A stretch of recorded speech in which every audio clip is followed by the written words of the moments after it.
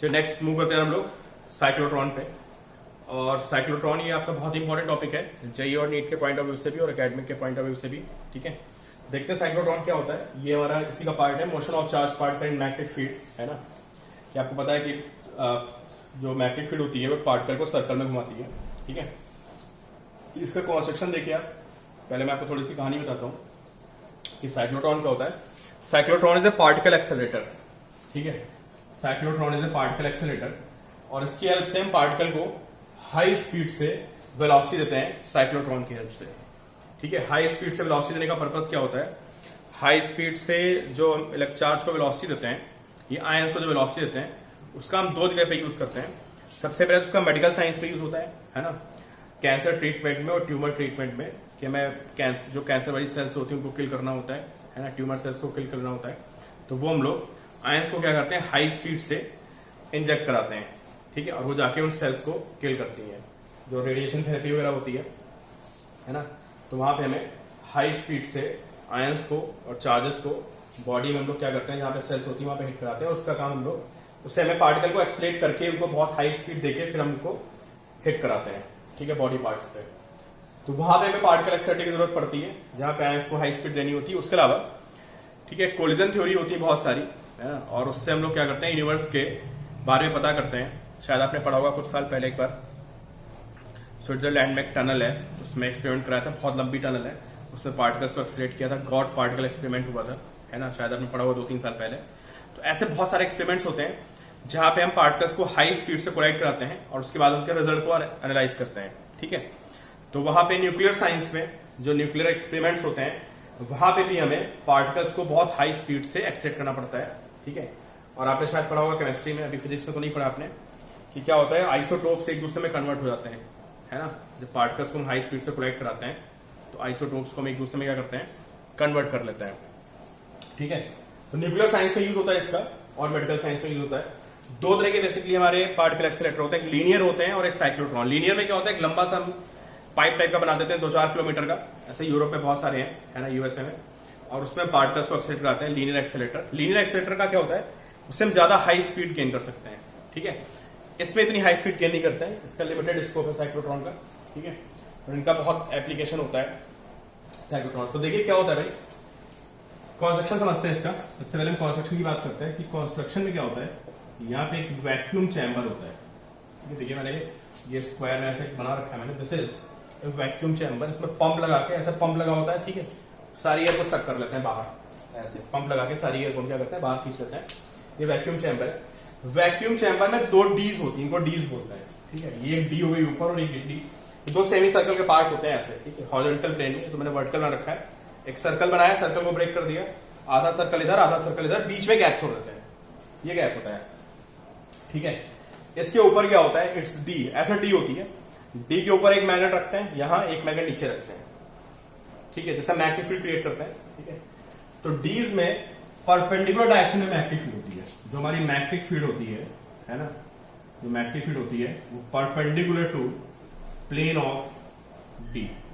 जो डीज होती हैं, है ना, इनके प्लेन के परपेंडिकुलर हम लोग मैग्नेटिक फील्ड अप्लाई करते हैं।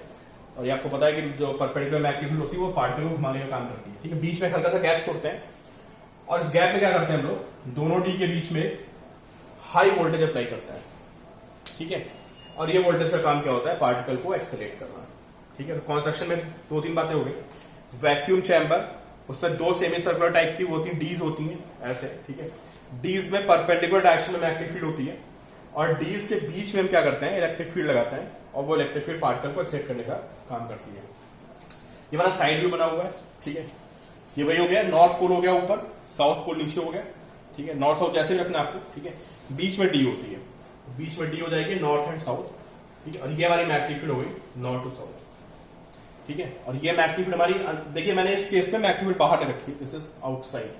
ठीक है, और इलेक्ट्रिक फील्ड हम लोग इसके परपेंडिकुलर डायरेक्शन में जो मैग्नेटिक फील्ड होती है उसके परपेंडिकुलर डायरेक्शन में इलेक्ट्रिक फील्ड होती है। तो इलेक्ट्रिक फील्ड कहां पे अप्लाई करते हैं, जो हमारी इलेक्ट्रिक फील्ड होती है ना, ये बिटवीन द डीज अप्लाई होती है, between the dees and it keeps changing its direction. इसकी डायरेक्शन हम चेंज करते रहते हैं, ये समझते हैं। ठीक है, कंस्ट्रक्शन में इतनी बातें हो गई कि डीज होती है और डीज में हम देखिए यहाँ पे मैंने एक वोल्टेज सोर्स लगा रखा है और ये वोल्टेज चेंज करता रहता है। एक बार ये हाई पे आएगा, फिर ये लो पे आएगा, फिर ये हाई पे आएगा, फिर ये लो पे आएगा, और ऐसे ऐसे डीज के बीच में वोल्टेज चेंज होता रहता है। तो देखिए वर्किंग बहुत सिंपल सी होती है इसकी, ठीक है। इसका जो मेन प्रिंसिपल है वो ये है ना, कि time period of a charge particle is independent of radius and speed, है ना। ये बात हमें सबसे पहले ध्यान रखनी, क्योंकि उसका इसका वर्किंग प्रिंसिपल क्या है, तो बोलोगे it is based on the principle that time period of a charge particle is independent of radius and speed. तो please note down this line जो मैंने अभी आपको बोली है कि time period of a charge particle is independent of speed and radius. इस principle पे काम करता है ये, ठीक है। अब देखते हैं यार कैसे वर्किंग हो रही है। मुझे एक पार्टिकल को एक्सेलेरेट करना है, उस पार्टिकल को मैं इस गैप में लाके यहाँ पे छोड़ दूंगा। ये चार्ज देखिए मैंने लिखा हुआ था, चार्ज मैंने यहाँ पे छोड़ दिया, ठीक है। एक इलेक्ट्रिक फील्ड अप्लाई करूंगा मैं, ये लेफ्ट टू राइट कह सकते हो, मतलब बॉटम से आप कह सकते हो, हालांकि ये वर्टिकल प्लेन बना हुआ है, ये सारा हॉरिजॉन्टल होगा। मतलब ऐसे इलेक्ट्रिक फील्ड अप्लाई करेंगे, जैसे इलेक्ट्रिक फील्ड अप्लाई करेंगे तो वो यहां से यहां पहुंचेगा और स्पीड गेन करेगा, ठीक है। और स्पीड गेन करने के बाद क्या होगा, वो फिर ये इसमें आ जाएगा, डी के इनसाइड आ जाएगा, ठीक है। और देखिए मैंने ये इसकी वेलोसिटी होगी, this is velocity v. Magnetic field मैंने बाहर लगा रखी है, तो वी क्रॉस डी करोगे तो this is direction of force, और जहां पे फोर्स आता है वहां पे सेंटर होता है, मैं आपको बता चुका हूं। तो यहाँ पे फोर्स आएगा और इसको ये ऐसे घुमा देगा, ठीक है। जैसे ही घूम के यहाँ पे आएगा, फिर हम क्या करेंगे, ये हमने इसकी फ्रीक्वेंसी सेट कर रखी है, ठीक है। जैसे यहाँ पहुंचेगा वैसे हम लोग फिर इलेक्ट्रिक फील्ड की डायरेक्शन को चेंज कर देंगे। पहले इलेक्ट्रिक फील्ड इधर से इधर थी, लेकिन इसके यहाँ पे आते आते हम इलेक्ट्रिक फील्ड को उल्टा कर देंगे नीचे की तरफ, ठीक है। तो जैसे इलेक्ट्रिक फील्ड को नीचे करेंगे तो क्या होगा, इलेक्ट्रिक फील्ड इधर हो जाएगी, तो ये पार्टिकल फिर यहां से यहां तक एक्सेलरेट करेगा, इसकी स्पीड बढ़ जाएगी, ठीक है। स्पीड बढ़ने के बाद यहां पे आएगा, और जैसे यहां पे आएगा फिर ये घूमेगा सर्कल में, और आपको पता है radius is mv by cubic, तो हर बार इसकी स्पीड बढ़ती है। कौन स्पीड बढ़ा रहा है, जब इलेक्ट्रिक फील्ड इसको यहां से यहां लाएगी, वर्क करेगी, स्पीड बढ़ेगी, फिर इलेक्ट्रिक फील्ड इसको यहां से यहां लाएगी धक्का मारते हुए, ठीक है। फिर ये वर्क होगा, फिर इसकी स्पीड बढ़ेगी, ऐसे ऐसे इसकी स्पीड बढ़ती रहेगी, वी इंक्रीज करता रहेगा। और अगर आपका वी इंक्रीज करता रहेगा तो आपकी रेडियस भी इंक्रीज करती रहेगी, और ऐसे ऐसे ही घूमता रहता है। और यहाँ पे हम ऑल्टरनेट क्या करते रहता है, डी के वोल्टेज को चेंज करते रहते हैं। जब यहां पहुंचेगा तो हमें इलेक्ट्रिक फील्ड ऊपर कर देनी है, और जब यहां पहुंचेगा तो हमें इलेक्ट्रिक फील्ड को नीचे कर देना है, मतलब हमें इस वोल्टेज को चेंज कर देना है, ठीक है। तो हर बार एक्सलेट करेगा। और फाइनली इसको हम देखिए यहां से क्या करते हैं, डिफ्लेक्शन प्लेट लगा के इसको हम यहां से बाहर निकाल देते हैं, ठीक है। ये ऐसे में इसने बाहर निकाल दिया इसको फाइनली घूमने के बाद, और ये आउटपुट बीम निकलेगी, ठीक है। सामने जो भी टारगेट होगा हमारा, अगर हम कोई न्यूक्लियर फिजिक्स का कोई एक्सपेरिमेंट कर रहे हैं, है ना, तो कोई पार्टिकल हो सकता है, कुछ हो सकता है, या हम उसको उसमें भी यूज कर सकते हैं। बताया ना अभी आपको मैंने कि उसको मेडिकल साइंस में यूज करते हैं, तो टारगेट कुछ भी हो सकता है, उस टारगेट पे हम जाके उसको हिट कराते हैं, ठीक है। अब सब दो बातें आती हैं। पहली बात तो ये फ्रीक्वेंसी कैसे सेट होती है ना। तो सबसे पहले प्रिंसिपल आपने लिख लिया ना, based on the principle that time period is independent of, ये पूछ लेता है आपका, इसका वर्किंग प्रिंसिपल होता है, ठीक है। अगली बात करता है फ्रीक्वेंसी की, कि व्हाट इज फ्रीक्वेंसी। एक्सेलेरेटर का बहुत यूज होता है यार, अगर आप तो कभी फिजिक्स में डीप पे नहीं जाओगे, तो बीटेक करने जा रहे हो, है ना, लेकिन आप पार्टिकल एक्सेलेरेटर का फिजिक्स में बहुत ज्यादा यूज होता है, न्यूक्लियर फिजिक्स में। बड़े बड़े एक्सेलेरेटर बने फॉरेन में, पढ़ना थोड़ा आपको टाइम मिलता है तो 5-10 मिनट आप एक्सेलेरेटर के बारे में पढ़ना, आपको पता चलेगा बहुत सारे एक्सेलेरेटर हैं, ठीक है। तो देखिए भाई क्या होता है फ्रीक्वेंसी, सबको पता है, ड्राइव नहीं करता है, time period is 2πm by qB, मैं आपको बता चुका हूं। और यहां से आप फ्रीक्वेंसी देखोगे तो क्यूबी बाई, ये इसकी फ्रीक्वेंसी होती है, वही फ्रीक्वेंसी जो मान ली, ठीक है, साइक्लोट्रॉन की, ये ऐसे इसकी फ्रीक्वेंसी होती है, ठीक है। अब बात करते हैं इलेक्ट्रिक फील्ड की। इलेक्ट्रिक फील्ड कैसे चेंज होती है ना, कि हम लोग इलेक्ट्रिक फील्ड को कैसे वैरी करते हैं, ठीक है। तो देखो भाई क्या होगा कि पहले तो इलेक्ट्रिक फील्ड इधर से इधर होगी, ऊपर की तरफ, इसको हम मान लेते हैं पॉजिटिव। तो पहले इलेक्ट्रिक फील्ड क्या होगी, पॉजिटिव होगी। ये गैप बहुत कम होता है, पता है, गैप बहुत कम होता है, बहुत ज्यादा बना दिया इसको, ठीक है। फिर ये घूम के यहां पहुंचेगा, ठीक है। कितना टाइम लगेगा इसको, हाफ टाइम, ठीक है। तो हाफ टाइम के बाद मतलब सपोज फिर यहां से यहां पहुंचाइए, ठीक है। तो हाफ टाइम के बाद हम क्या करेंगे, इलेक्ट्रिक फील्ड को उल्टा कर देंगे, उल्टी डायरेक्शन हो जाएगी, तो फिर इलेक्ट्रिक फील्ड उल्टी डायरेक्शन हो जाएगी, फिर यहां पहुंचेगा। ये टाइम लगभग नेग्लेजिबल होगा, समझे आप। अब आप बोलोगे कि सर यहां से अभी टाइम लगेगा, टाइम नेग्लेजिबल होगा, उसको इग्नोर मार दिया, ठीक है। और जैसे यहां पहुंचेगा तो फिर यहां से यहां जाने में फिर इसकी इलेक्ट्रिक फील्ड को हम क्या करेंगे, फिर इलेक्ट्रिक फील्ड जब यहां पहुंचेगा और यहां से आ जाएगा तो फिर इलेक्ट्रिक फील्ड को उल्टा कर देंगे, ठीक है। फिर इलेक्ट्रिक फील्ड इसकी उल्टी हो गई, ठीक है। और फिर जब ये यहां से यहां जाएगा, ठीक है, तो फिर इसको ऐसे करेंगे। फिर जब ये यहां से यहां आएगा तो फिर हम इसको ऐसे कर देंगे, ठीक है। और ऐसे हम क्या करेंगे, हर बार फील्ड को हम चेंज करते चले जाएंगे, ठीक है। मैं वो फिर से बताता हूं, पहले यहां से यहां गया तो हमारी फील्ड पॉजिटिव थी, ठीक है। फिर ये यहां से यहां आया तो हमारी फील्ड निगेटिव हो गई नीचे की तरफ। फिर ये यहां से यहां गया तो हमारी फिर से फील्ड पॉजिटिव हो गई। फिर ये यहां से यहां आया तो हमारी फिर से फील्ड निगेटिव हो जाएगी और ऐसे हमारी फील्ड क्या करती जाएगी, चेंज करती जाएगी। इस तरह की फील्ड होती है ना। तो इसको हम लोग एक डिफरेंट डिवाइस होती है, ऑसिलेटर बोलते हैं इसको, ठीक है। इलेक्ट्रिक फील्ड का ऑसिलेटर होता है, ठीक है। इस ऑसिलेटर की हेल्प से हम फील्ड को चेंज करते रहते हैं, ठीक है। ये टाइम जस्ट बहुत कम होता है रखना, इसको क्रॉस करने का टाइम, ठीक है। तो ऐसे फील्ड को चेंज करेंगे, टाइम पीरियड वही होगा यार, है ना। इसको यहां से यहां जाएगा, फिर जब यहां से आएगा तो ये जो हमारा टाइम पीरियड होगा, this will be QB by pi m, so this will be 2 QB by pi m, so this will be 3 QB by pi m. This is electric field and versus time ऐसे variation होता रहता है, ठीक है। ऐसे electric field को very करते हैं और इलेक्ट्रिक फील्ड को क्या करती है, एक्सलेट कराती रहती है। फाइनली हम यहां से निकाल देते हैं, ठीक है। ये हल्का सा वो होता है पॉइंट, यहां से निकाल देते हैं।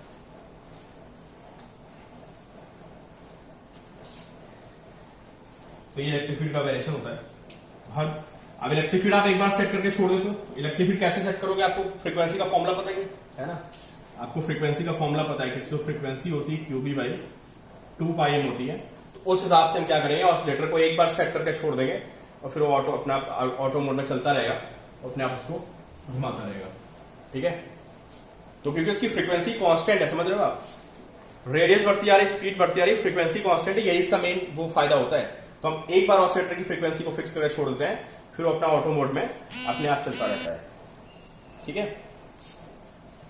तो हमारी फ्रीक्वेंसी हो गई और इलेक्ट्रिक फील्ड की बात हो गई। फिर हम बात करते हैं एनर्जी की, है ना। इसकी एनर्जी का क्या होता है। एनर्जी का देखो बहुत इंपॉर्टेंट है, इस पे जेई में भी क्वेश्चन आए हैं बहुत सारे और नीट में भी, है ना। एनर्जी के जब ये फाइनल निकलने वाला होगा, इस टाइम पे हमें इस टाइम पे एनर्जी देखनी है ना, तो क्या होगा जब ये निकल रहा होगा उस टाइम पे QBB is equal to mv² याद होगा, ठीक है। तो देखो यहां से जो हमारा V आएगा, है ना, that will B QRB by m। ये निकलते से हमारी वेलोसिटी होगी। अगर हम काइनेटिक एनर्जी की बात करते हैं, that will be half mv² QRB by m का square and this is half